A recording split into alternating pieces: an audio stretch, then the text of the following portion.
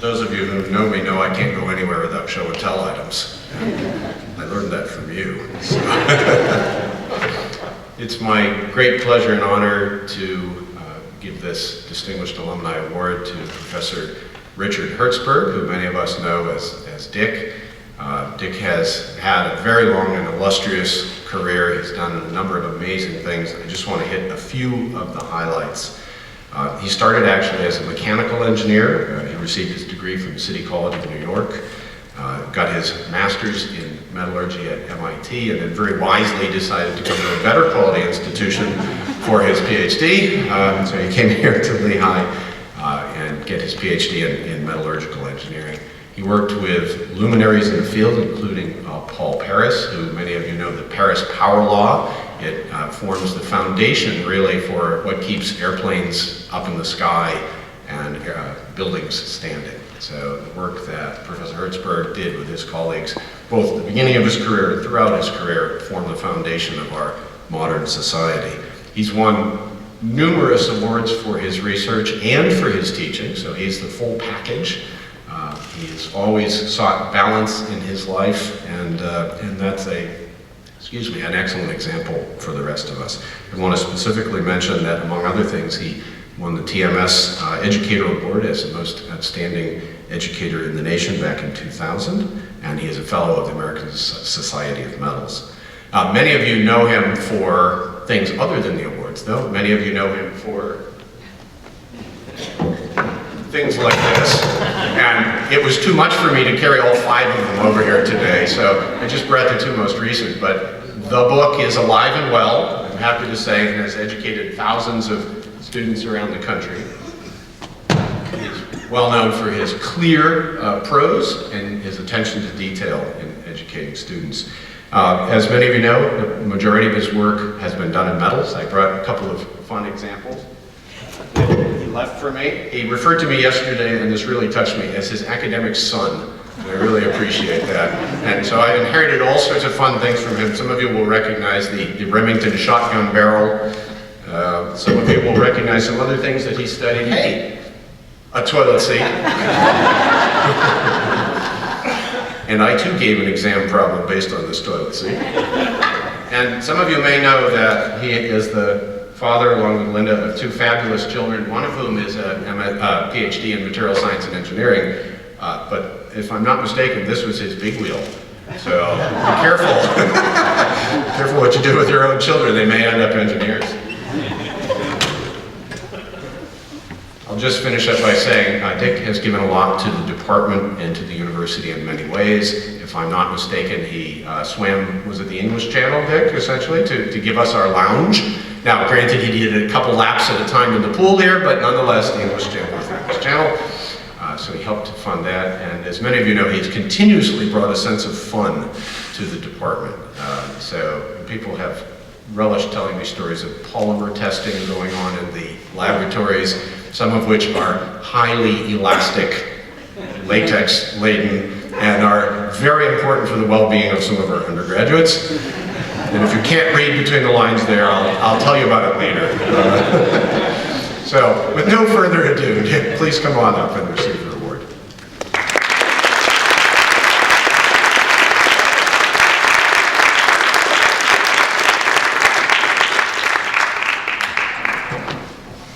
Mosey over to the citation, shall we?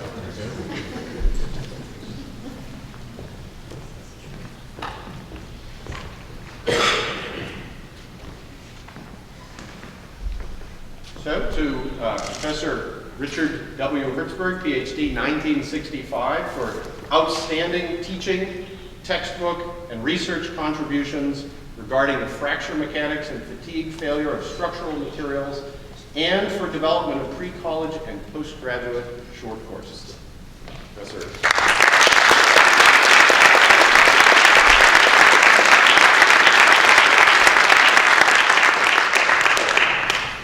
Now you know the drill.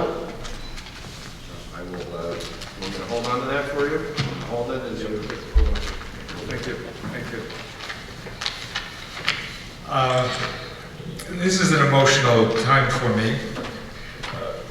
Most of my professional life has been here, and this place has meant a great deal to me. And I was deciding what I would say. I thought maybe I'd write something, but then, as many of you know, I never used to read when I lectured. It always used to just come out. And so I was looking for inspiration, and I thought that it might be helpful if I went to an unlikely source. I went to the American Film Institute website. The American Film Institute website has listings of the best pictures ever made, and there are 100 of them, the top 100. And then they also have a listing of the top 100 quotes from films.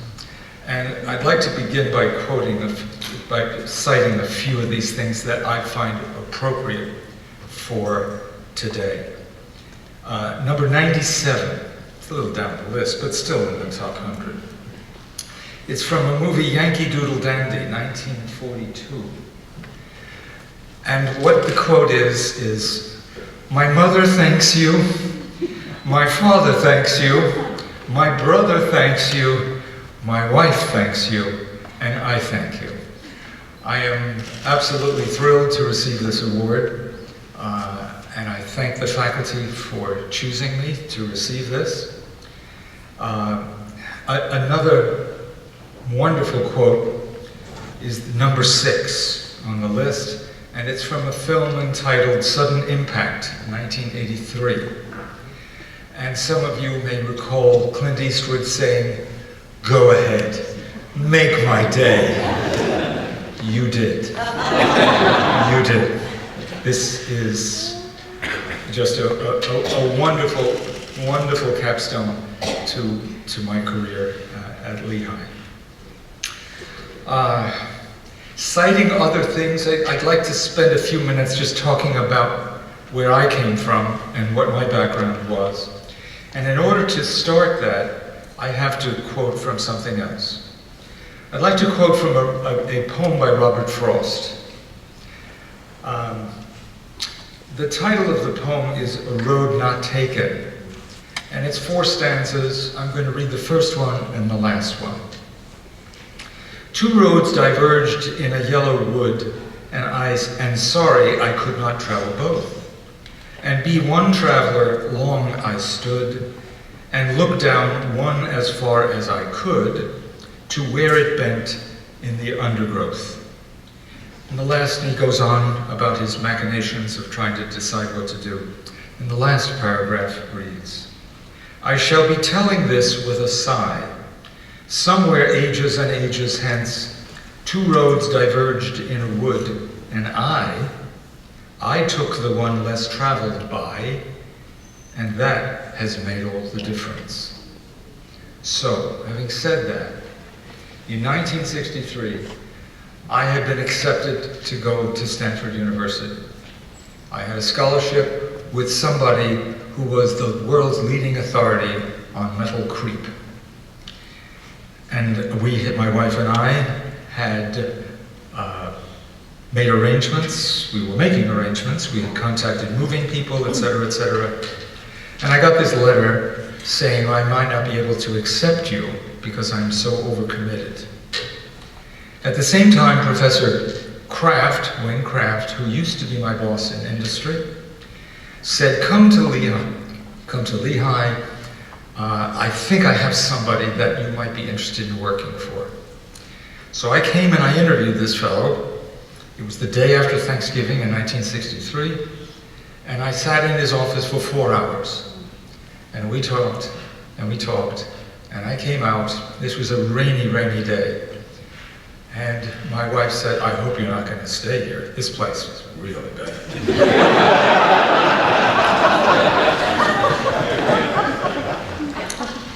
And I said, we are coming here. She cried, but that was the last tears about this place. Here was my dilemma. Go to Stanford University, a road well-traveled, and work with the leading authority in metal creep, or come to Lehigh and work with a freshly minted Ph.D. in the mechanics department who never had a graduate student. I was his first graduate student. And I chose the road less traveled. I came here, and I have never looked back. I have never been disappointed. And it turns out, in my discussions with Hamid this morning, that he had been accepted to go to Stanford, and he had been accepted to work with Oleg Sherby, who is the world's authority on metal creep. And at the last moment, he decided, no, I won't go there. I'm going to come to Lehigh. I'm very blessed to have been here and shared these last 50 some odd years with the faculty and with the students. And I'm absolutely blessed and appreciative of the success with which my students have traveled and gone forward. I'm blessed to have an extraordinary wife who has been my support and my rock, who has allowed me to do my thing. And I am blessed to have two wonderful children who have succeeded in their own respective fields. Jason, my son, is a Ph.D. in material science, who decided that he would switch to material science, and I asked him why. Don't do it just to make me happy. He said, I did it because I see how much you love what you do, and that's why I'm going to do it. And so he is the co-author of the 5th edition and is making a name for himself in the field. The background of this department when I came, and I have to refer to another quote, and now where's Al? Is Al here? Don't be offended by what I'm going to say here. When I came, here was Stanford and Palo Alto, sunny, and here's Bethlehem, rainy, foggy, late November. It's kind of ugly, okay? And quote number 62 from a movie, Beyond the Forest, 1949. What a dump. Now, I say this, you have to have perspective. Because in 1963, there wasn't much here. I did my PhD dissertation using an RCA3 electron microscope, which was like a Model T in terms of microscopy. I did my PhD using an Instron machine in the basement of Packard Lab and a vibraphore machine in the back room on the first floor in Fritz Lab. There was nothing here for me to work with. Fast forward 25 years, and I became chairman, and I called this newly minted guy who joined our department, Orlin Benscotter. Is Orlin here? There's Orlin. And I said, Orlin, I said, you're a metallographer and you got a good reputation for Bethlehem Steel. Come to the lab and tell me what you see. And I'll never forget what he came back with. He said, Dick, the metallograph it's kind of okay, but it's sort of on its last legs. There's some utility to it. Of the 6 bench microscopes that the students use, I'd say we can salvage 1 lens. Remember that? So from that, and from 1964, where I came to the newly minted Materials Research Center that Joe Lipsch had created in 1964, many things started to happen. I was the first interdisciplinary graduate student. Joe created MRC, which then grew and grew and grew. Don Smith took over and brought it to newer heights, and then handed over the reins to Martin Harmer, and many of you know of Martin's major accomplishments. That RCA microscope then begot Joe Goldstein and Dave Williams and the electron microscopy suite that we have. All of these things, the microscopy, the metallography, the testing facilities, All of these things, and the work of Al Pence, who was my triple boss, first as chairman, and then dean, and then provost, and reached international fame in broken bridges, okay? I give you a challenge, faculty. 50 years ago, there wasn't any of this, but it is now. It is here. And my challenge to you is, what are you going to do in the next 10 years, 20 years, 50 years to make this place that much better? That's the first challenge. The second challenge is, I want you to do more than teach your students. I want you to teach them to learn, which is extremely important. And I want you to learn from them. There are two things I wanted to comment with regard to this.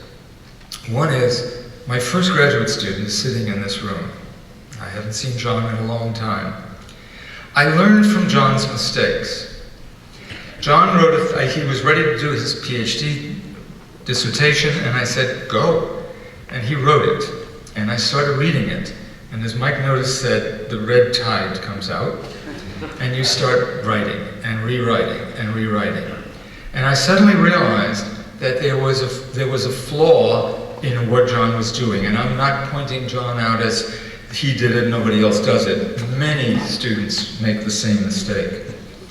And that was that we were wordsmithing in sections that really shouldn't be where they were. They should be someplace else in the document. And therefore, they had to be rewritten. You couldn't simply cut and paste. So what I learned over the next 50 years was how to prepare my students for their graduate work and their dissertations and their theses. There are three magic things. So the students here, they're listening. There are three things. When you write a document, you need to address what you want to say. And the second thing, in this order, is where you want to say it. And the third thing is how you want to say it. That's the wordsmithing part of it. And so I used to set up a schedule with my students, and they all know this now.